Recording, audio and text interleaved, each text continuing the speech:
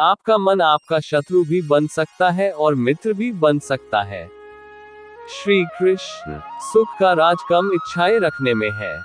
श्री कृष्ण, मन चंचल होता है और इसे नियंत्रित करना कठिन है, लेकिन निरंतर अभ्यास से इसे वश में किया जा सकता है। श्री कृष्ण, अगर आप अपना लक्ष्य पाने में असफल हो जाते हो तो अपनी रणनीति बदले, लक्ष्य नहीं। श्री कृष्ण, नर्क के 4 द्वार हैं: क्रोध, मोह, लोभ और अहंकार। श्री कृष्ण, मैं किसी के भाग्य का निर्माण नहीं करता, न ही किसी के कर्मों का फल देता हूँ। व्यक्ति या जीव के कर्म ही उसके भाग्य का निर्माण करते हैं और उसके अनुसार उनको फल मिलता है। श्री कृष्ण, वर्तमान परिस्थिति में तुम्हारा कर्तव्य ही तुम्हारा धर्म है। श्री कृष्ण, धर्म युद्ध में जो व्यक्ति धर्म के साथ नहीं खड़ा है, इसका मतलब है कि वह अधर्म का साथ दे रहा है।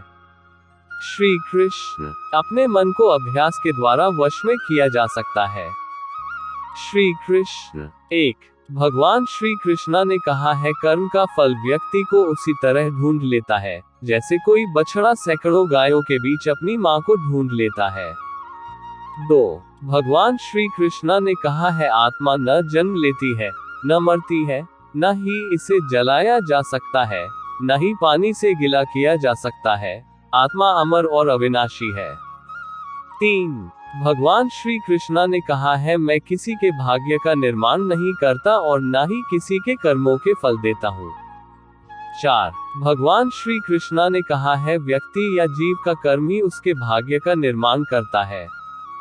5, भगवान श्री कृष्णा ने कहा है, आत्मा पुराने शरीर को वैसे ही छोड़ देती है जैसे मनुष्य पुराने कपड़ों को उतार कर नए कपड़े धारण कर लेता है।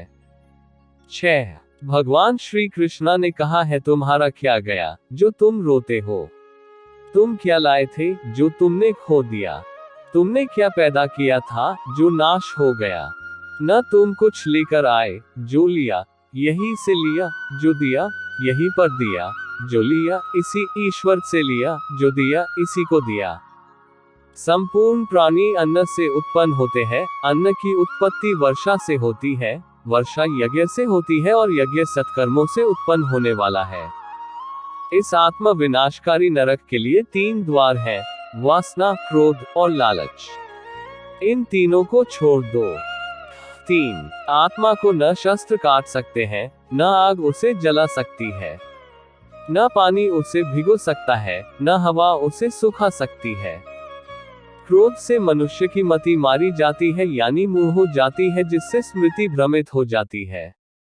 स्मृति भ्रम हो जाने से मनुष्य की बुद्धि नष्ट हो जाती है और बुद्धि का नाश हो जाने पर मनुष्य खुद अपना ही का नाश कर बैठता है। मन बहुत ही चंचल होता है और इसे नियंत्रित करना कठिन है, परंतु अभ्यास से इसे वश में किया जा सकता है। बुद्धिमान व्यक्ति ईश्वर के सिवा और किसी पर निर्भर नहीं रहता। न तो यह शरीर तुम्हारा है और न तो तुम इस शरीर के मालिक हो। यह शरीर 5 तत्वों से बना है: आग, जल, वायु, पृथ्वी और आकाश। एक दिन यह शरीर इन्हीं 5 तत्वों में विलीन हो जाएगा। श्रेष्ठ पुरुष जो आचरण यानी जो काम करते हैं, दूसरे मनुष्य आम इंसान भी वैसा ही आचरण, वैसा ही काम करते हैं। वह श्रेष्ठ पुरुष जो प्रमाण या उदाहरण प्रस्तुत करता है, समस्त मानव समुदाय उसी का अनुसरण करने लग जाते हैं। जो मन को रोक नहीं पाते, उनके लिए उनका मन दुश्मन के समान है। इसमें कोई शक नहीं है कि जो भी व्यक्ति मुझे याद करते हुए मृत्यु को प्राप्त होता है, वह मेरे धाम को प्राप्त होता है।